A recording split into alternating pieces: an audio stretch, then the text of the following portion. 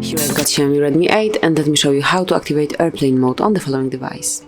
So let's start with the first method. Smoothly slide down the upper bar and then locate airplane mode icon. Just click on it, and as you can see now you are in flight mode. Here you can locate the sign, and that means that you are currently in airplane mode and all your networks are deactivated.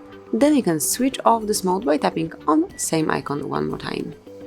Then you can use your power key to activate flight mode. All you have to do is to tap on power key and hold it for a while, and then select airplane. And that's it. As you can see now you are in airplane mode. Then you can deactivate it the same way. Smoothly tap on power key and then select airplane mode.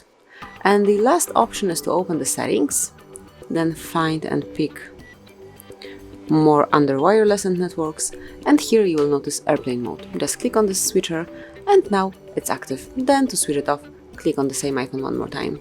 And this is it. That would be all. This is how you can activate airplane mode on your device. Thank you for watching. Please subscribe our channel and leave the thumbs up.